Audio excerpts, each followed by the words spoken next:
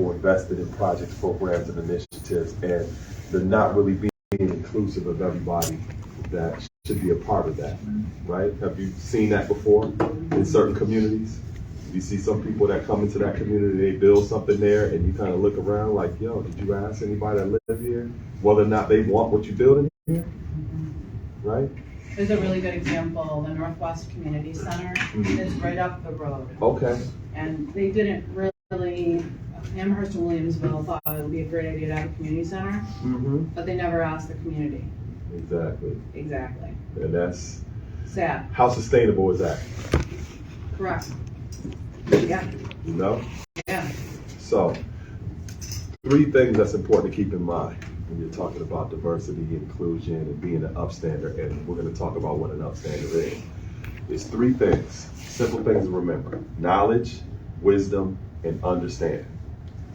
Knowledge, wisdom, and understanding. In that order, too. Because you can't put understanding before knowledge. You're not going to understand nothing if you don't know nothing first. And you can't put wisdom before knowledge, because you can't make wise decisions if you don't know nothing first. And I challenge all of you to go out when you leave this class and try it. Try to make wise decisions and you don't know nothing first. Or if you're interested in a partner, go and get with that partner without doing no kind of research on what their background is, who they've been with before, what they're into, what their grades look like. Go and get into a relationship like that with somebody and see how that turns out. Because you just made a decision and you didn't do the knowledge first, or you didn't get no information. So knowledge is always a foundation. Consciousness, being aware, that is number 1. So now let's look at it in the context of the society, right? When was this society born? When was this country founded? What year? Long time ago, I don't know. Okay, 1776, right?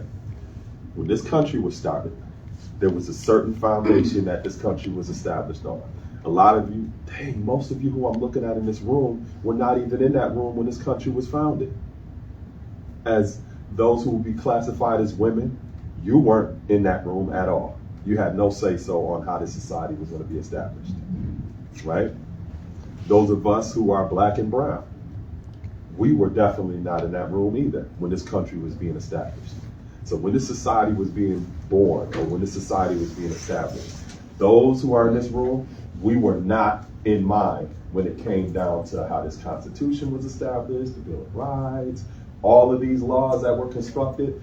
That did not have anything to do with us. We were an afterthought in that, right? But the society was established in the interest of those who will be classified as men and those who will be classified as white, right? And then you also have somewhere down the line groups who immigrated to this country that were treated as black people of Europe. And I'm talking about people who we considered Italians or Irish or some of these other groups. But eventually, some of those groups were given an honorary white membership card into the society, right? And whenever it's, in the interest of people in the society to pull that card away and say, nah, you Italian or you are Irish, they do it. So you're not necessarily classified as white, but you've been given some honorary white status in this society. And that is the history of this country. Now, that's the foundation. If you're not male and you're not classified as white, who you are as a person and who you represent as a people is an afterthought. Which means when you look at the institutions, when you look at the way that resources are being allocated, those things are built in favor of people who are classified as white and primarily male. I'm thankful to have the type of parents that taught me about my ancestry and our contributions to world society as a child. I didn't grow up believing that my people came from slaves, because I had family members who taught us about classical civilizations and how we're first world people and the fathers and mothers of civilization and how we invented science and mathematics and all of these different contributions. So when I came to school and we started getting introduced to these history books, and the only thing I see is a little paragraph about black people being slaves, I didn't believe that. But unfortunately, some of my peers did, because that's what they were taught. Why? Because who we are, we're an afterthought. If you come from people who are indigenous, you're not learning about your people primarily in this society or in this school system. Whether it's a public school, whether it's a private school, charter school, it doesn't matter. Because your identity is not first and foremost, or it's not primary. Now, this is what happens when you're an afterthought. People don't have an opportunity to learn about you. Which means you're going to be an alien anytime you come in contact with people who represent the status quo. And it's not a question of whether you're going to be disrespected or whether you're going to be ridiculed or whether you're going to be marginalized. The question is how much you're going to be ridiculed, how much you're going to be marginalized and disrespected. It's going to happen. It's going to happen. But you have to figure out how to navigate those kind of spaces and advocate for yourself. And as you advocate for yourself, you also become an advocate for others. Let me give you an example, right? As people who will be classified as women in this society, women are considered minorities, right? How are women considered minorities if you outnumber males in this society? Does that make sense to you? If you're more in number or population, how are you a minority? What that means is the designation of minority is not based upon your numbers. When you look at the definition of minority in the dictionary, it says of lesser importance or significance. Do you see evidence in this society of women being treated as less important and less significant? Do you see that? Yeah. Mm-hmm. Right? That is a classification in this society. So because this society was established with that inequitable foundation, most people who grow up in this society, they're not learning and having a healthy idea or concept of who and what a woman is. Or if you are indigenous, they're not growing up learning about the contributions and the culture of indigenous people and having a respect for it. You're growing up learning a bunch of propaganda and developing a discriminatory mindset and a prejudiced perspective of people. That's just naturally what happens. And when you come in contact with people, you're going to bring that to the table every single time. How do you change that? Knowledge. That's the first thing that's most important. Knowledge. You have to learn more. If you come from an indigenous people, you got to learn about your people. You can't be just as ignorant as everybody else about your own people. So you have to invest time. Even if you come from a household and your parents or family members are trying to assimilate and be accepted into this society as being classified as white, and they don't care, you have to care. You have to take initiative to learn about your own people, right? And as you learn more and as you gain more knowledge, you become an advocate or you become an upstander, a representative of where your people come from. Which means now when you come in spaces and you hear people using inappropriate terminology, or they're saying things that are inappropriate, or they're doing things that are disrespectful, guess what your responsibility is? Walk away. How does that pave the way for you got younger siblings? Mm-hmm. How does that help them? Well, I don't walk away, but some people walk away. Just not me though. But that doesn't address the monster that's in the room. What do you do, Clea? Somebody is, I stand up for myself. yeah. Mm-hmm. But there are some people that don't know how to stand up for yourself and just walk away. But Exactly. That's true. And the problem with that attitude is you never address that. It's not an elephant in the room, it's a woolly mammoth in the room. It's a monster in the room. And it constantly grows and expands, and people think that they're more comfortable. If you don't check somebody, they think that's okay. and they're gonna keep doing it over Exactly. and over again. Exactly. It's like if you let somebody disrespect you or put their hands on you, and everybody's sitting around watching it, and you don't stand up for yourself. What happens next? Exactly. Yeah. Everybody else gonna try you now, so you can't let that happen, right? So if you're learning about, okay, well, this is a slur that people have been, called, and you hear your friends hanging around and they're using that, you got to check it. Nah, that's not appropriate. You know, it's more appropriate to say this. You can't make them change, but it is your responsibility to step in there and to share knowledge, make knowledge born to them that this is the appropriate way to deal with it, because you're really saving their life. Because they may get around somebody else and say that, and the results may be totally different. Here, they may be able to say certain things and walk away, ha ha ha, it's a joke. They go out into the society or be somewhere else and do that, they may lose their life behind that. And guess who's partially responsible for that? You, if you didn't say nothing when you had an opportunity to check them. You're gonna feel guilty if you're like, dang man, they were saying and doing that around me. Now they got around them and did it, and that's what happened to them. Now you're responsible for that, right? So, knowledge, or knowing or learning and becoming more educated, you become more of a responsible leader amongst your peers. Because a lot of people are not really taking initiative to learn like that. They hear learning because they got to. But really taking initiative like, you know what? I'm gonna go study this culture or this society because I wanna learn That's more. true. Or if you have peers that are in this school and asking them questions like, yo, tell me more about maybe the foods that you eat or some of the traditions that you practice. There's not a lot of people that are diligent and proactive like that to learn. But when you go along that path, you automatically become a leader amongst your peers, which means now you got some more responsibility because you're gonna have to show people how to move. So knowledge leads to wisdom. Wisdom is discernment or right judgment. And like I said, you never put wisdom before knowledge. You can't rightly judge something if you don't know nothing first. So you have to gain knowledge first, because now you can make wiser decisions on what's appropriate and what's inappropriate. Let me give you an example. Me knowing that this society is more patriarchal and is more dominated towards the way that men do things, and I'm conscious of that. I am a male, I'm a man.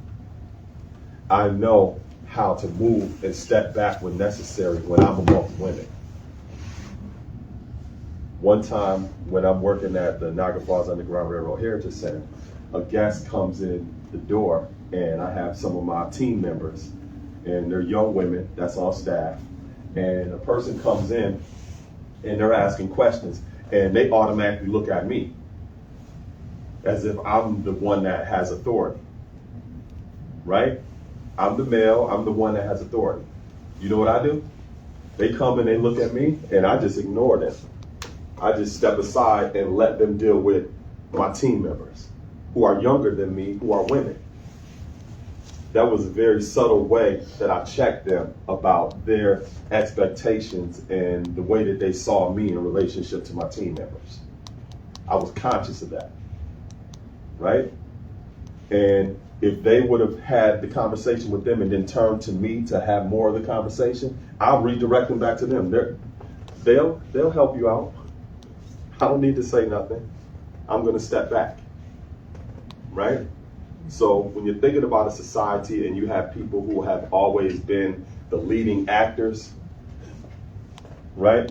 All of us, if you define yourself as a woman, if you define yourself as black, or if you might be from Jamaica or from different places, right? Are you from Jamaica? Your family? Okay. Your family isn't? No.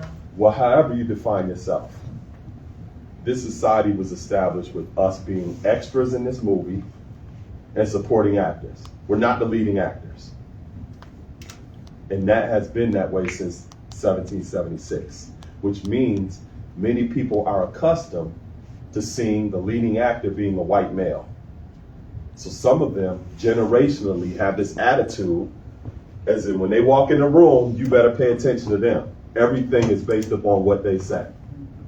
And a lot of them are so ignorant, they're not conscious that they're taking up space like that.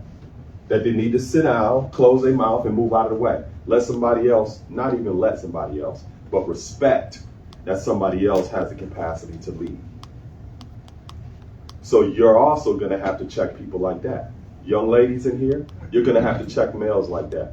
Because some of us have that ego where we think that we are the most important and everything revolves around us. And you're gonna have to learn how to check that in many different ways. What'd you say? Oh, I said I already be checking, but So you can show others how to check it, because you sound like you're more assertive, like you would just say stuff and let it be known. Some of the ladies in this room kind of look like they don't really like that type of confrontation. So you're like fire and they may be like water. So that's a healthy balance. You got to be able to show them like, yo, you need to put some more fire behind that sometimes and be more assertive. And they can show you like, yo, you need to just chill a little bit. You ain't gotta say it all the time, or you gotta tone that fire down a little bit. So that's the kind of relationship you help each other in that way, right? So wisdom is being able to read the room and know how to utilize your knowledge in the benefit of everybody that's present. If you are a young lady, you have to be aware that in a lot of instances, you're considered not important or significant in a lot of spaces, and you're going to have to learn how to advocate for yourself. If you let just people do and say whatever they want, you're not paving the path for those that come behind you. You're not addressing anything. Young males, the exact same thing. You have to learn how to advocate for yourself so that you can create a path for those that come behind you. And it's not always going to be comfortable. You might have to have some uncomfortable conversations, because again, you're going to be confronting ignorance. When you gain knowledge and you learn more, you're going to constantly come into contact with straight up ignorance. I've met people sometimes, and when I went to high school, I was into sports and everything, right? I went to college, I played football, but then eventually I just kind of got the taste for athletics, I lost the taste for it, and I became more focused in education. Right? So even to this day, I may come around people and they may look at me like, wow, you speak so well. And some people may think that that's a compliment. When I was young, my mother used to always tell me, listen to the unspoken words. So if somebody's telling me, oh, wow, you speak so well, what are they really saying? What are they really saying? how you speaking that well? Huh? How you speaking that well? Yeah. If somebody comes to me like, oh my God, you speak so well, what are they really saying? How you speaking so well? They're really Just implying. look at him. Yeah, Yeah. that's what I'm trying to say. Like, how is he speaking so well? Yeah, How and what he- is that saying? Okay, yeah. It's now like what a- is that saying? What's the That's judgment saying- that they're making? Yeah, That he's black and he can't speak proper? Right. exactly. They're really saying like, y'all, most of y'all ignorant. How you learn how to speak so well like that? Right? So a lot of times people sneak this or they say little things and they're ignorant. They don't even know that that's offensive. I was in Weapons like about a month ago. These two little old white ladies, they had to be probably I would say early 80s. I got my 4-year-old daughter right there. And they look at her and they say, oh, she is so cute. I know you didn't buy that one here. Wait a minute. That's what they said. Oh my God. What was your response? What the hell? I know what looked at Kalea would have said. I looked at him and I just shook my head and I smiled, because first of all, that was mad ignorant. And I could tell that they weren't saying it in a malicious way. They really thought that was harmless. And they're in their 80s, right? So now to your point about walking away, right? Sometimes you confront or deal with situations where you realize that this person is so set in their ways, and I'm usually talking about like people who are elders of a different generation, where sometimes you have to figure out a way to confront them in a way that lets them know that it's inappropriate. And I did it more in body language. I didn't check them in a verbal way, but I checked them in terms of body language, like that was inappropriate, right? But again, you're constantly confronting ignorance. And you happen to be growing up in a society where it's much more open. You look like you would have hit one of them old ladies, huh? How would you have responded, Joe? Joe's pretty passive. I think he would have walked away, right? Yeah. But see, here's the thing though. Walking away allows them to take up that space. Does that make sense to you? Yeah. They're still there. Not only them, but their mentality is still there.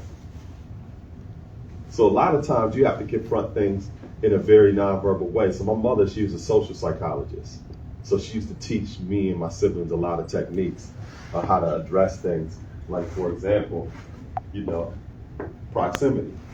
If you feel comfortable right now, I'm standing up all over you like this. Like doing different things. I'm smiling, I'm cool, I'm comfortable, right? But my body language is threatening because I'm in his personal space. He ain't comfortable right now. Look at him. Right? So there's certain things that you can do or techniques that you can use in order to address certain behaviors or things that people do in a way where they get the message. You're not necessarily telling them what it is. And you notice also how I'm talking to you, I'm looking directly at you. One thing that one of my parents also taught me is when you're looking at somebody, you're talking to them, and this is what I deliberately do. Because back in like the 60s, have you ever heard of the phrase reckless eyeballing? Like when you just keep looking at in their eyes? Back in the day, when you're talking about the time of segregation, where you had everything separate and so-called equal, there were even laws that were social contracts or laws that weren't necessarily on the books, but there were things that people understood amongst each other.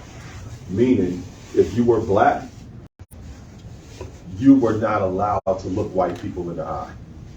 It was considered a symbol of a threat. It was called reckless eyeballing. If I'm looking, and you're a young white girl too, and if I'm doing that, that is considered a threat.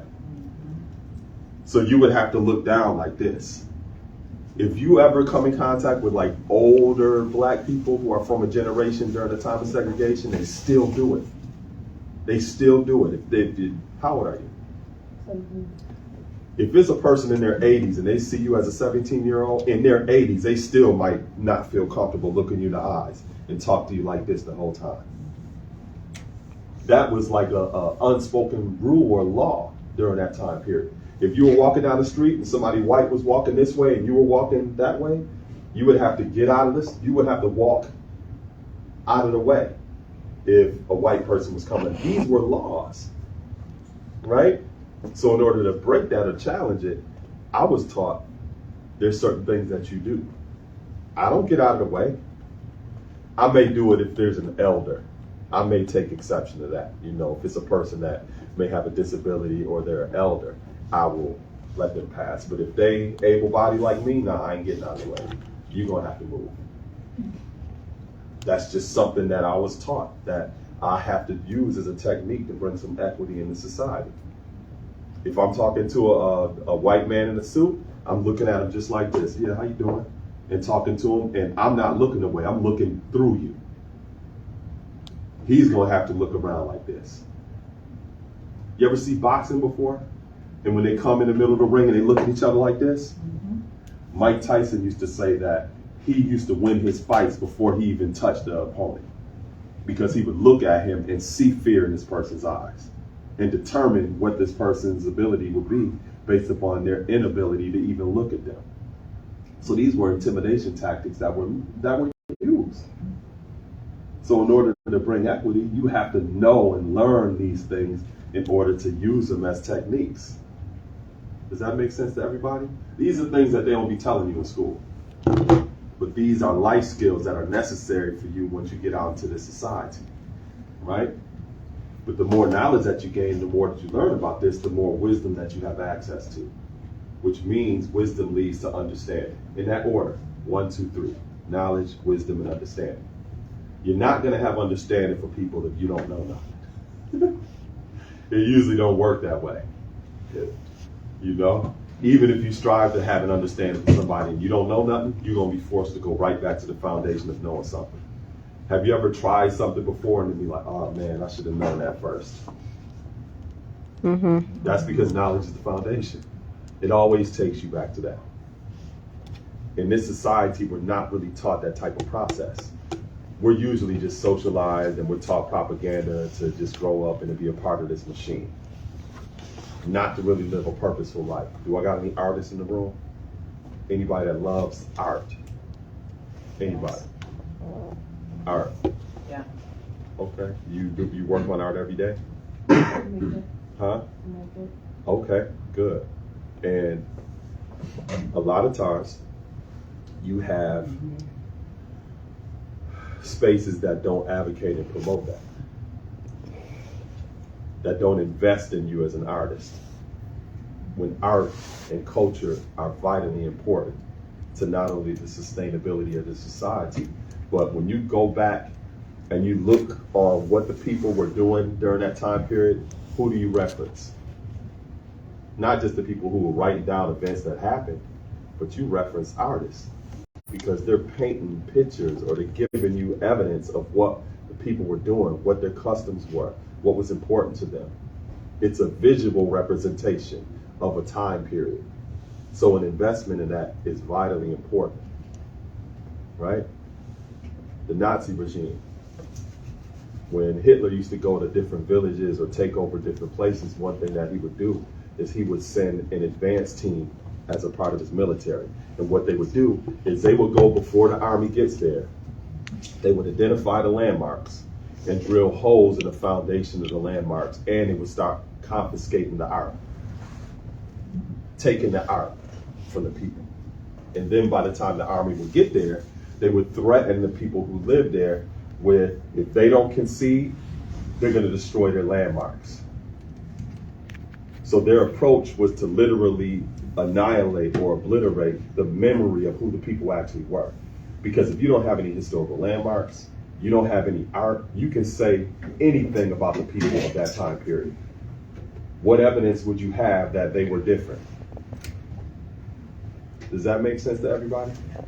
That's why the investment in arts are vitally important, because you keep the continuity of the people intact. So years from now, people will have an accurate account of who the people actually were. So in order to get to that point of having an understanding for one another, you have to have knowledge and wisdom.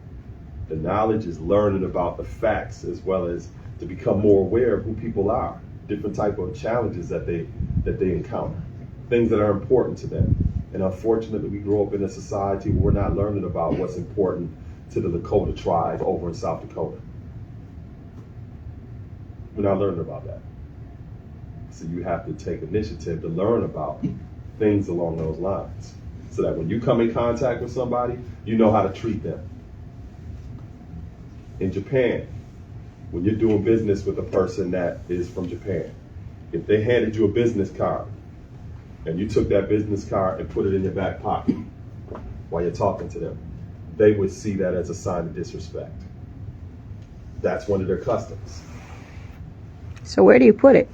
You hold it in your hand, you keep it like this, and if you have a pocket right here, you put it in this pocket over your heart, because that's a sign of honor and respect. If you took it, yeah, we should get together and do business, they're gonna be like, we're not doing no business with this person, because they don't honor and respect the customs. Does that make sense? That's not we're dealing with customs or dealing with cultures, but that's also generational. So all of you are growing up in a generation right now that's different than my generation. What are your generation called? Generation what? Z? I'm Generation X. Right? So we grew up a little bit different than you grew up. And when you go and you get a job, most of the time you're going to be dealing with my generation or older. So in order for you to have a healthy working relationship, you need to know what's important to Generation X and people of different generations, because things that you might do may be straight disrespectful to us. Or things that we may do may be straight disrespectful to y'all. So you have to learn some of those things. Most of you are at an age where you would be my children. So you come from a household where you have people most likely who are Generation X. we do things in a certain type of way. And the same way that I had challenges sometimes with the generation before me, I had to learn things that helped me have a better relationship with them and to appreciate and not necessarily agree with everything, but to appreciate and to gain a better understanding about where they're coming from and what's important to them. So there's basically a lot of learning that you have to do. And with that learning, you also become advocates for those who around you are going to be ignorant, because the majority of the people are not going to take this path. A lot of the people that are around you are just, hey, whatever, I'm just going to go wherever I can go. They're not really focused on, this is exactly what I want to do. This is how I want to go there. But that path of leadership is something that is responsibility when it comes to the future generation of this country and ultimately this world. So, do I have any questions? Got about 3 minutes. Okay. Any questions? No questions?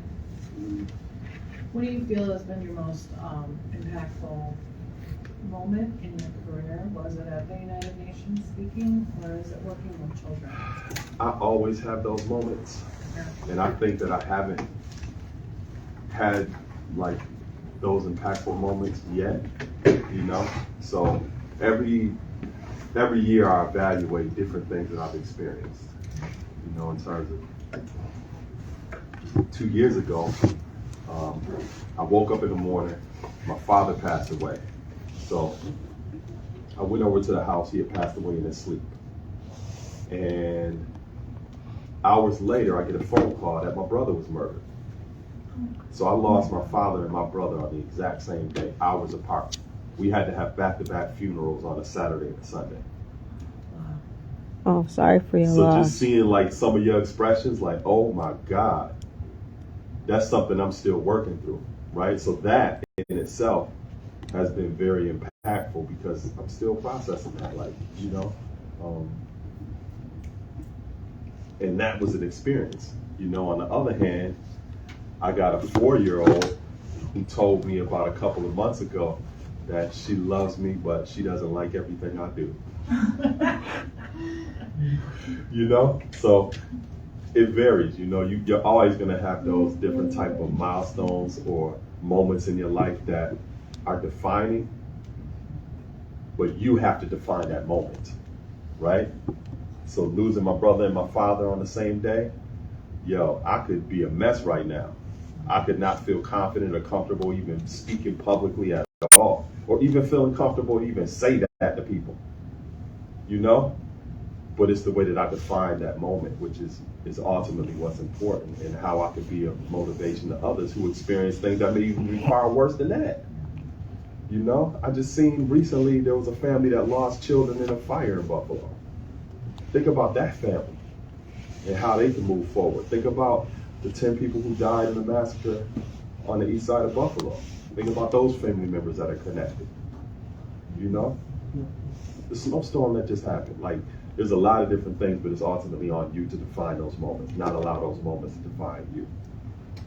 That's an awesome way to end, because we are a few months from graduation. So Oh, cool. yes, so that is a really good way to end. Mm. If you have any further questions, you can ask me to ask him. This is something you may want to include tomorrow in your reflection. We're going to work tomorrow toward that. You could probably, thank Saladin for spending time with us today. Thank you. Thank you. Yeah. Y'all play a high school football? You really hold that? Niagara Falls High School?